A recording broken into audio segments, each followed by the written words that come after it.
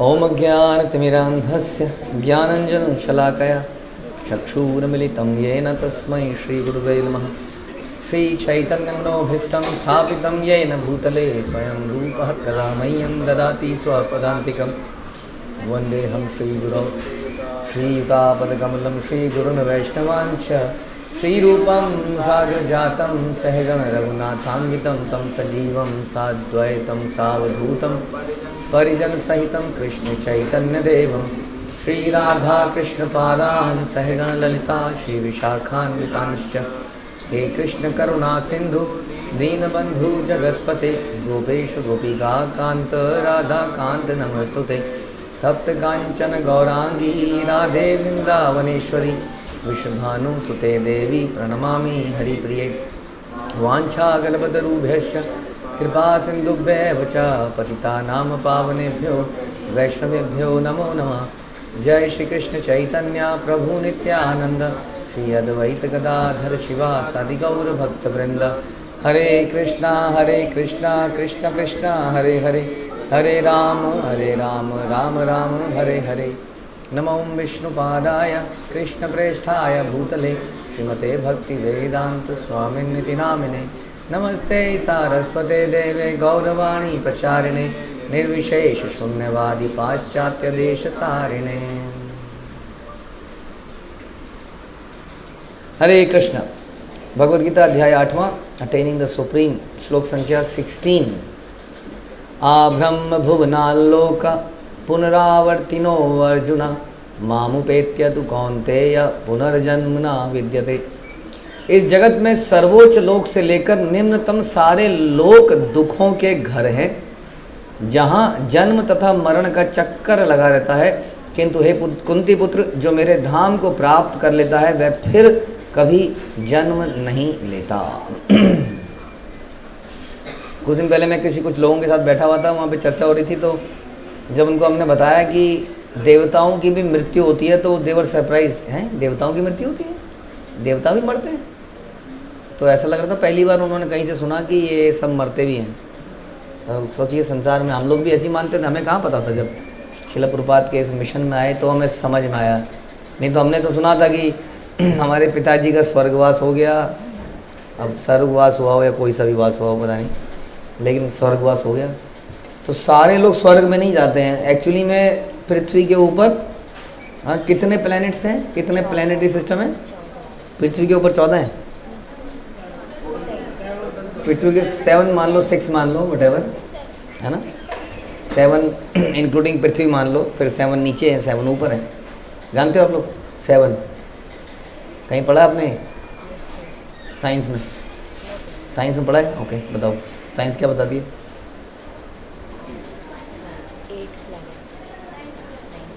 8 है ना साइंस में। तो वो तो प्लेनेट है, हम तो 14 बता रहे हैं। हम प्लेनेट नहीं बता रहे हैं, हम कह रहे हैं एक तरह से कैसे समझाएं आपको, लेवल्स, फ्रीक्वेंसी होती है ना, फ्रीक्वेंसी, वो भी नहीं समझ में आएगा आपको। इतने गीगाहर्ट्ज या इतने हार्ट, इस लेवल पे ये है, इस लेवल पे वो है, उस लेवल पे multiple planet in one level. जैसे कि एक मॉल में जाते हैं, मॉल में तो मॉल में हम एक लेवल जाते हैं और एक लेवल में कितनी सारी दुकानें होती हैं, देखा है। फिर एक लेवल ऊपर जाते हैं, कई सारी दुकानें होती हैं। तो ऐसी मॉल में 4, 5, 6, 7 लेवल देखते हो आप लोग। समझ लीजिए ऐसा मॉल जिसमें 14 ऐसे लेवल्स हैं। हाँ, ऐसा मंदिर बना रहे हैं हम लोग, चंद्रोदय मंदिर, हाँ हमारा मायापुर में, जहाँ पर इसी प्रकार का भवन बनाया जा रहा है। वहाँ मल्टीपल लेवल बनाएंगे और पूरा 14 प्लैनेटरी सिस्टम को दिखाएंगे, और हर लेवल पे उस लेवल के लोगों को दिखाया जाएगा। समझ में आया? तो साइंस हमें अधूरा ज्ञान देती है। 8 प्लैनेट हैं बस, वो तो प्लैनेट हैं, हम तो प्लैनेटरी सिस्टम की बात कर रहे हैं। तो इस प्रकार से शास्त्र हमें बताता है। और उसमें शास्त्र में उसमें क्या बताया कि ये अलग अलग प्लैनेट्स हैं, इनके नाम हैं। उनमें से जो पृथ्वी के ऊपर है वो कौन सा है? स्वर्ग।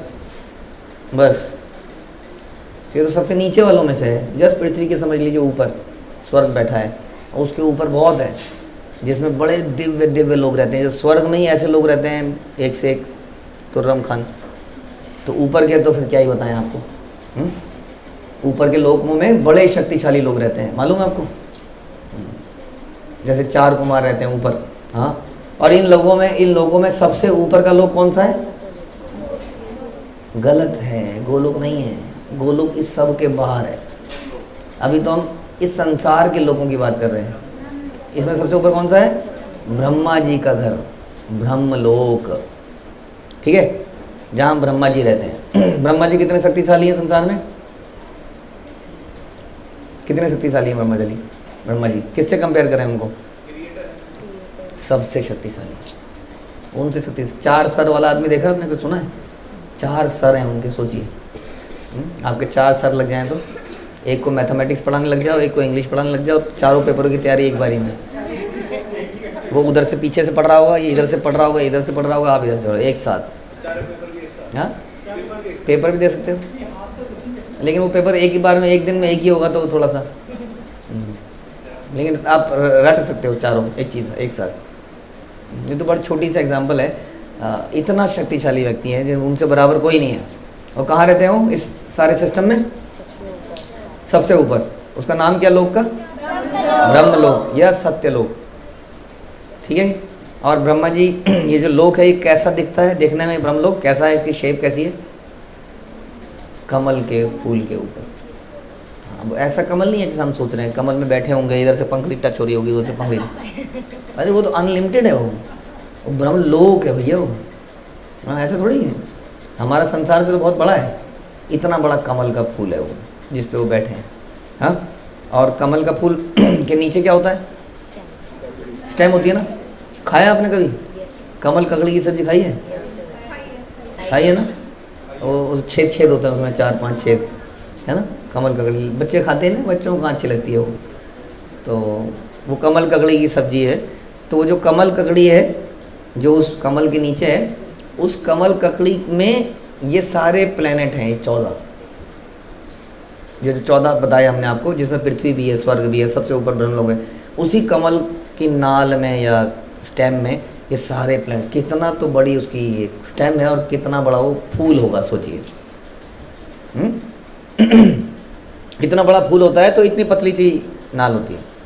अब जिसकी नाल इतनी बड़ी है कि उसमें प्लानिटरी सिस्टम है, मल्टीपल प्लैनेट्स हैं, हाँ, तो वो कितना बड़ा होगा। जैसे कि अगेन आपकी वो चलती है ना कई बार लिफ्ट, तो लिफ्ट एक पिलर सा कुछ बनता है, उसमें लिफ्ट चलती है उसके सहारे, और यहाँ पहुँच गई, इस प्लानिटरी सिस्टम में पहुँच गई, ऊपर वाले पहुँच गए, लेकिन वो उसके सहारे है ना लिफ्ट। और जिसके सहारे है वो क्या है? कमल ककड़ी, स्टेम, हाँ, कमल नाल, ये उसमें है। समझ में आ गया आपको? उसके सहारे ये सारे प्लानिटरी सिस्टम है।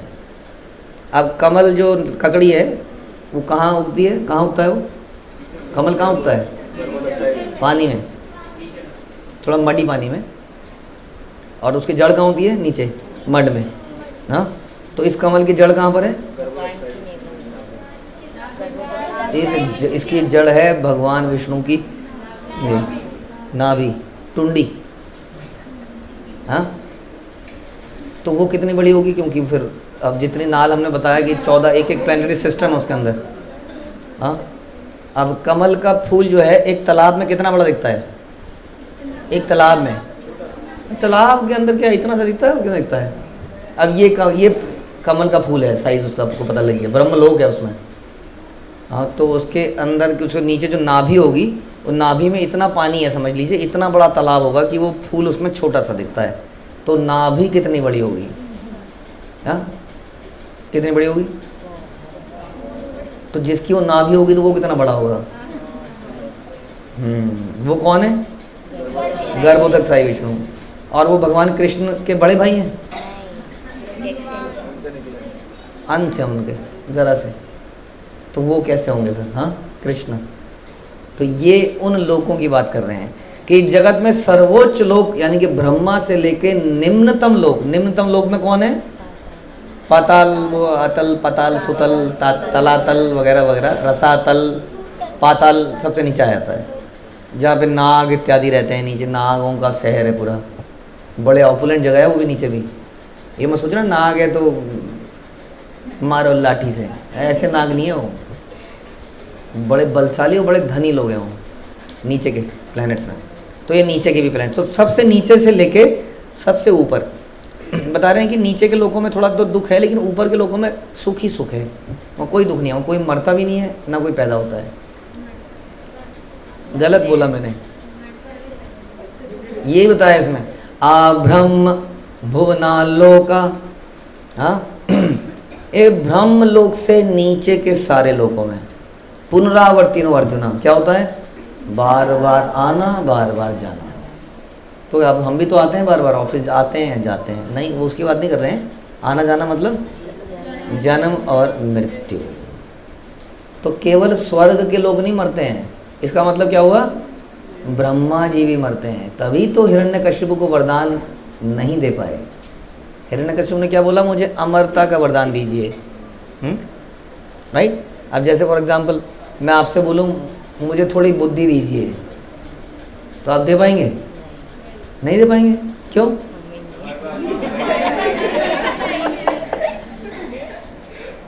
हमारे पास ही नहीं था, हम कहाँ से, ओके।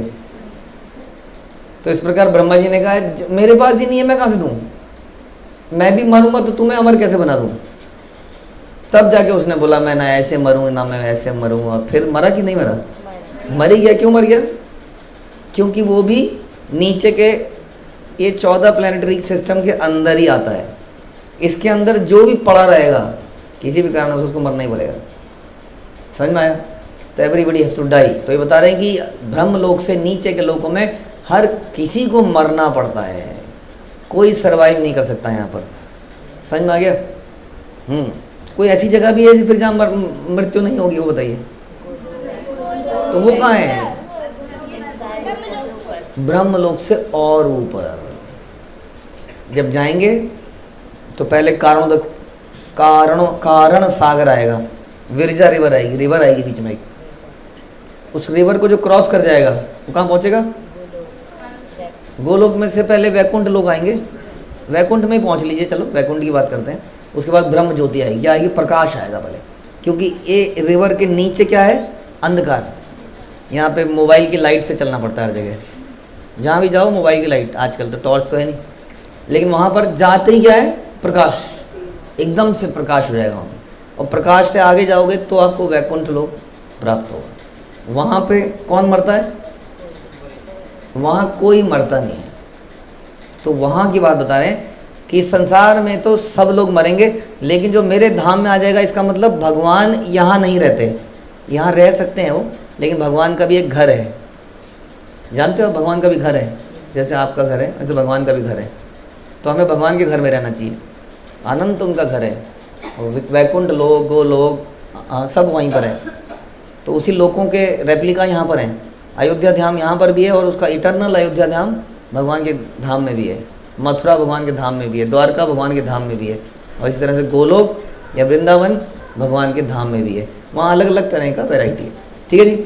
अब इस संसार में हम लोग सेटल होने का प्रयास करते हैं, कहाँ पे, अमेरिका में, यूरोप में, ऑस्ट्रेलिया में। तो वहाँ पर दुख है, कैसे साबित करोगे आप, जन्म मृत्यु जरा व्याधि है।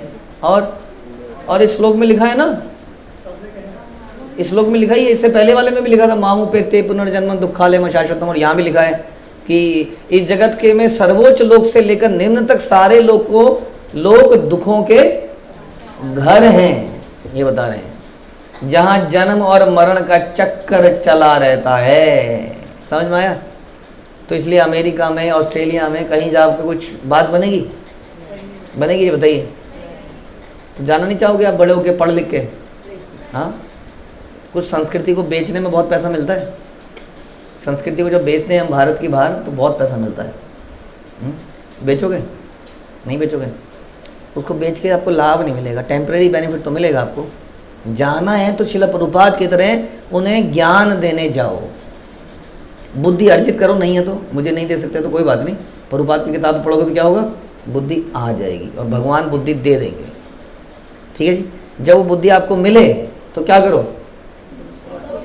तो उस बुद्धि का एक्सपोर्ट करो, इंडिया से एक्सपोर्ट। हम मोदी जी बड़े परेशान हैं, या चाहते हैं सारे प्राइम मिनिस्टर की एक्सपोर्ट बढ़े और इंपोर्ट कम हो, क्योंकि उससे इकोनॉमी स्ट्रांग होती है। तो वास्तव में भारत को अगर स्ट्रांग करना चाहते हो तो क्या करो, इस ज्ञान का एक्सपोर्ट करो। जैसे शिला प्रभुपाद ने किया था। ठीक है जी, करेंगे। इस प्रकार से आप दुनिया को ये सिखाओ कि इस संसार में कहीं पर भी सुख नहीं है। इस संसार के बियॉन्ड यदि हम भगवान के धाम में जाते हैं तो अब वहीं पर जाकर दुखों का अंत होगा। ऐसे कह रहे हैं जो मेरे धाम को प्राप्त कर लेता है वो फिर कभी जन्म नहीं लेता है, लेकिन अदरवाइज इस संसार में वो कहीं भी चला जाए तो उसको मरना पड़ेगा, पैदा होना पड़ेगा, मरना पड़ेगा, पैदा होना पड़ेगा। हाँ, ये यहाँ का सच्चाई है। तो यहाँ बता रहे हैं कि जिस प्रकार इस पृथ्वी के उच्च लोकों में जाते हैं उसी तरह ब्रह्मलोक, चंद्रलोक, इंद्रलोक। बता रहे हैं कि अगर आपको ऊंचे लोगों में जाना है तो अच्छा, अगर बाई चांस किसी का मन करे कि मैं ज़रा ब्रह्मलोक में जाना चाहता हूँ, ज़रा देखना चाहता हूँ गोलोक में जाने से पहले, फिर जा सकते हैं वहाँ पे, जा सकते हैं। अदरवाइज जो गए वो कैसे गए, वो तो गए होंगे कैसे भी जो गए हैं। तो यहाँ प्रभु बता रहे हैं छांदोग्य उपनिषद में जिस पंचाग्नि विद्या का विधान है उससे मनुष्य ब्रह्मलोकों को भी प्राप्त कर सकता है। समझ में आ गया जी? तो आपको ये यज्ञ करना पड़ेगा, पंचाग्नि विद्या। इसके अनुसार से जब आप 100 यज्ञ कर लोगे या जो भी प्रोसेस है उसको कर लोगे तो आप ब्रह्मलोक को प्राप्त कर सकते हो। लेकिन कह रहे हैं कि यदि ब्रह्मलोक में भी वो कृष्ण भावना मृत का अनुशीलन नहीं करता तो उसे फिर से पृथ्वी पर गिरना पड़ता है। और जो प्रगति करता है, जैसे कि यहाँ पर बता रहे हैं हमारे श्रीधर स्वामी ने बोला कि ब्रह्मांड का जब प्रलय होता है, जब अंत हो रहा होता है इस ब्रह्मांड का, तब ब्रह्मा जी और उनके लॉयल अनुयायी कृष्ण भक्त प्रलय के समय पर भगवान के धाम में चले जाते हैं कि भगवान जी आपके लिए थे, अभी तक तो यहाँ आप बुला लीजिए। तो प्रलय हो जाती है, संसार सब समाज, ब्रह्मा जी की क्रिएशन खत्म, भगवान उसको वापस बुला लेते हैं क्योंकि वो भगवान के बिहाफ पे काम कर रहे थे। यदि वो भगवान के बिहाफ पे काम नहीं करते हैं तो ब्रह्मा जी को फिर से संसार में आना पड़ेगा। समझ में आया? इसलिए जीवन की सक्सेस ये है कि हमें दोबारा जन्म ना मिले। बाकी जो भी हम सक्सेस कहते हैं संसार में वो सक्सेस नहीं है, वो एक नए दुखों की शुरुआत है। एक प्रकार के दुख खत्म हो गए, पढ़ाई का दुख खत्म हो गया, जॉब का दुख स्टार्ट हो गया, जॉब सर्चिंग का दुख, जॉब सर्चिंग का दुख खत्म हुआ, शादी का दुख शुरू हुआ, उसके आगे फिर दूसरा संतान का दुख शुरू हुआ, उसके आगे फिर कोई और। तो हर सिचुएशन एक नए दुखों की शुरुआत है, बस ऐसा शास्त्र बताते हैं। ठीक है, हरे कृष्ण। श्रील प्रभुपाद की जय, भगवद गीता की जय।